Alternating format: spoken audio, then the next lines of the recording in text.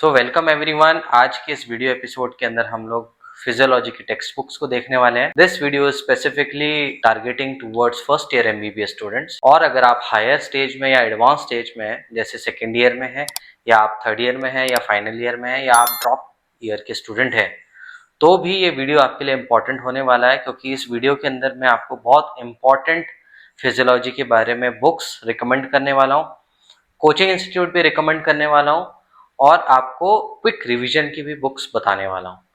तो स्टार्ट करते हैं, ये ध्यान में रखते हुए कि आपको फिजियोलॉजी के अंदर अभी कुछ भी नहीं आता, आप सिर्फ एक बिगिनर हैं। तो अगर आप जस्ट ट्वेल्थ के बाद आए हैं या फिर ड्रॉप लेने के बाद आप जस्ट एमबीबीएस में आए हैं, सो आई वुड रिकमेंड कि आप ह्यूमन फिजियोलॉजी का एनसीईआरटी में जो 5-6 चैप्टर्स दिए गए हैं उनको एक बार गो थ्रू कर लीजिए। सबसे पहला काम एनसीईआरटी का एक बार ह्यूमन फिजियोलॉजी का जितना भी सेक्शन दिया गया है वो पूरा एक बार आप रिवाइज कर लीजिए। 2 दिन, 3 दिन, 4 दिन, 5 दिन, एक हफ्ते में पूरा हो जाएगा। बेसिक उसके अंदर आपको अंडरस्टैंडिंग आ जाएगी। वो रिवाइज करना बहुत इंपॉर्टेंट है। आई अंडरस्टैंड कि आप लोगों ने 11th-12th में पढ़ा हुआ है, अपना नीट क्रैक करके आप आए हैं, नीट के अंदर भी आपने बहुत अच्छे से पढ़ा है, बट स्टिल आप एमबीबीएस में आए हैं। अब आपको एक लेवल और ऊपर जाना है, तो ये एक बेसिक है। आपको फटाफट से ये जो छोटा सा सेक्शन है ह्यूमन फिजियोलॉजी का, क्लास 11 एनसीईआरटी के लास्ट में दिया हुआ है, उस पूरी यूनिट को एक बार अच्छे से पढ़ लीजिए। उसके बाद आपको आना है टेक्स्ट बुक्स पे। टेक्स्ट बुक्स पे अगर आप आते हैं तो अपने पास 2 ऑप्शन है, एक तो इंटरनेशनल ऑप्शन है और एक इंडियन ऑप्शन है। आपके फैकल्टी, जो आपके टीचर्स हैं, जो आपके सीनियर्स हैं, वो आपको मोस्टली यही रिकमेंड करेंगे कि इंटरनेशनल ऑथर पढ़िए, और उसके अंदर भी मोस्ट कॉमन बुक जो है वो है Guyton and hall. This is the most common book. अब इसको क्यों पढ़ा जाता है? Because this book is a very advance book. इस बुक के अंदर आपको ह्यूमन फिजियोलॉजी को इस तरीके से डिस्क्राइब किया जाता है जो आप आगे जाके मेडिसिन के अंदर भी डायरेक्टली अप्लाई करेंगे। जब आप पूरे डॉक्टर बन जाएंगे तो ह्यूमन फिजियोलॉजी, जो कोर फिजियोलॉजी है, वो यहीं से आती है। ठीक है, तो इसलिए बहुत सारे टीचर्स इसको रिकमेंड करते हैं, जो कि एक बहुत अच्छी बात है। Yet this book is very hard to read for first year MBBS student. ठीक है, तो इसके अदर ऑल्टरनेट्स क्या है? Indian authors. इंडियन ऑथर्स के अंदर भी these books are fantastic books. ठीक है, जिसमें मैंने एक बुक को मैंने रेड मार्क किया हुआ है, वो क्यों किया है मैं अभी बताता हूँ। तो इंडियन ऑथर्स के अंदर जो मोस्ट फेमस बुक है वो है डॉक्टर ए के जैन की book. Doctor A K Jain Delhi के एक इंस्टीट्यूट के बहुत बड़े फैकल्टी मेंबर रह चुके हैं। इनके बहुत सारे पब्लिकेशंस भी हैं जो अगर आप गूगल सर्च करेंगे तो आपको मिल जाएंगे। He has written a fantastic book, doctor A K Jain physiology. ठीक है, नेक्स्ट जो आती है वो है doctor G K Pal. This is also a great book, yet very easy to read. बहुत अच्छी किताब है और बहुत सिंपलिस्टिक लैंग्वेज के साथ इसको लिखा गया है।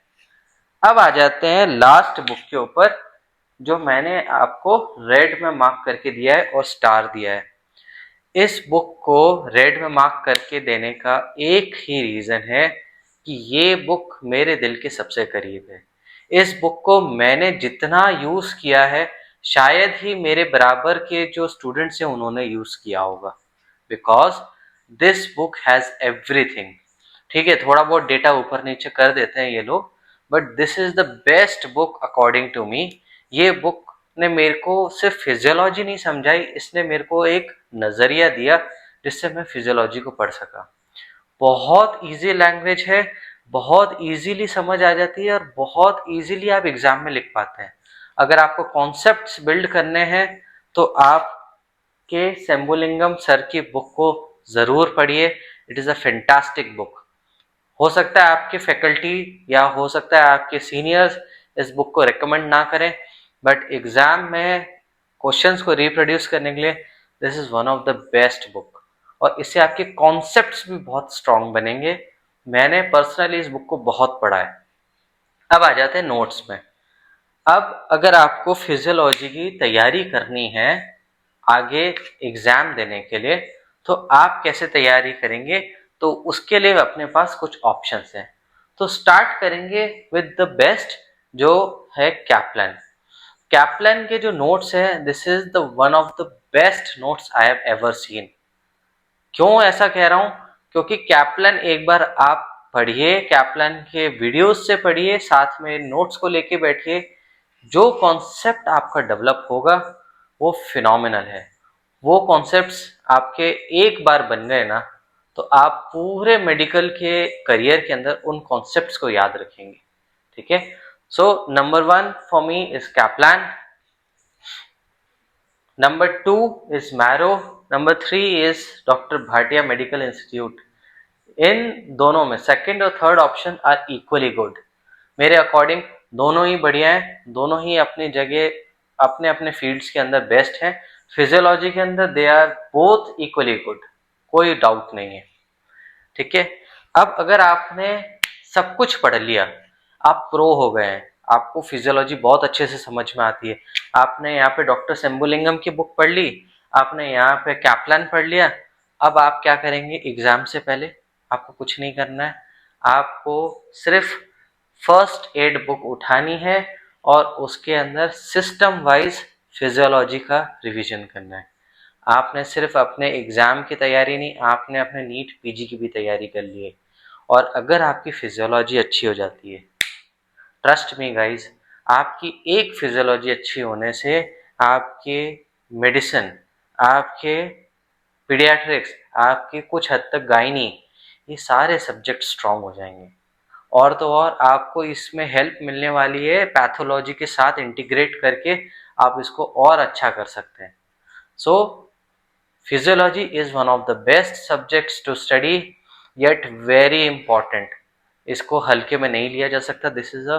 तो इस वीडियो को यहीं तक रखते हैं। Thank you for watching and subscribe कर लीजिएगा इस चैनल को, इस वीडियो को लाइक कर दीजिए, और कमेंट्स के अंदर आप अपने सजेशन लिख सकते हैं कि आप नेक्स्ट वीडियो किस पे देखना चाहते हैं और आपके लिए नेक्स्ट क्या लाया जा सकता है, आपको इस वीडियो में क्या नहीं पसंद आया, वो सब आप कमेंट्स में नीचे लिख सकते हैं। चैनल को सब्सक्राइब करना ना भूलिएगा। Thank you so much.